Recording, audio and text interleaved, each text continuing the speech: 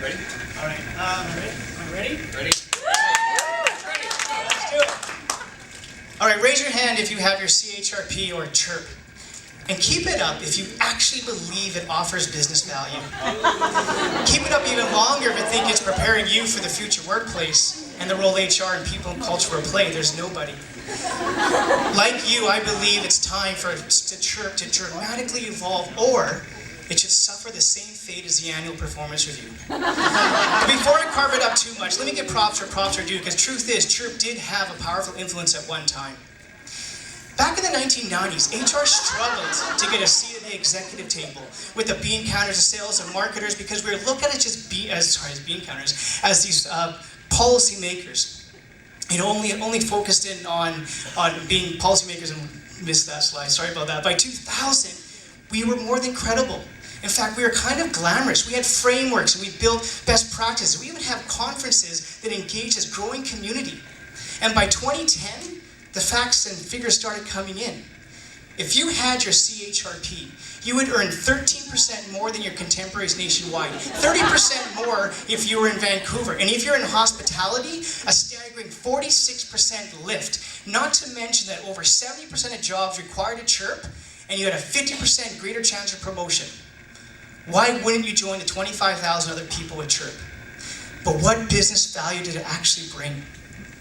And sadly, I don't know. But what I do believe is that the CHIRP has become the black eye of our profession, arguably doing more harm than good. And so it's time to make that change.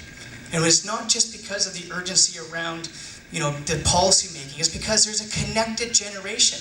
From remote working, a little slide here, from remote working to design thinking, from holacracy to shorter tenure. These are real expectations of this connected generation that's taking over our workplace. But is CHIRP preparing you for the future of work?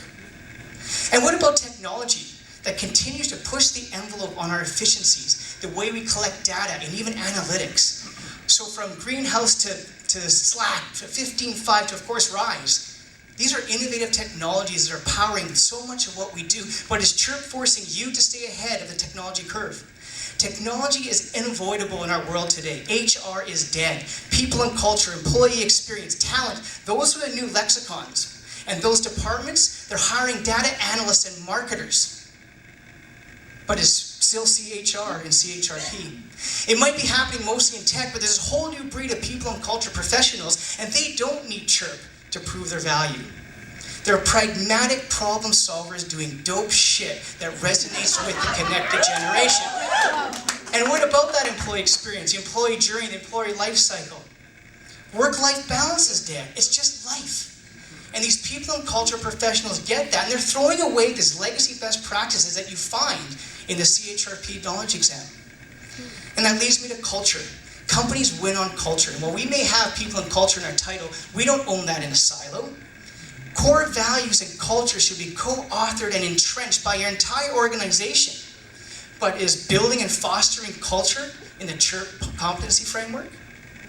You see, if the future of work is upon us, what are we doing to better prepare our people and culture and HR teams? Well, maybe it starts with the way we learn. We're living in a shared economy where there's collaborative consumption, the obvious being Uber and Airbnb, but it transcends all sectors, including HR.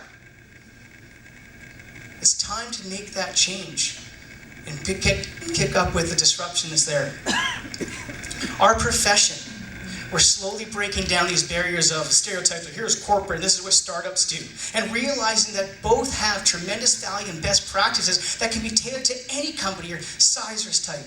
But we need to take that first big cut now. So Mr. and Mrs. HR Association, if you're listening, stop sensationalizing the value of CHIRP. Embrace the future of work and start to reconsider your certification program. And with every problem, there's solutions. I'm not saying it's only open source, but what if we also had subject-specific certifications, such as Hootsuite Certified, AWS, MITx, subject matter expert versus generalist? And let's be honest, people, the vast majority of you out there know that the chirp is only bringing you personal value in the form of landing a job and a higher pay grade. Well, that's not good enough for me. Join me in taking down the chirp, finding a new solution for the way we certify our professionals. And if you don't like what I'm saying, come find me. You want to duke it out? Or, better yet, join me here where I'm going to start a debate series where I'm going to challenge everything about the future of work.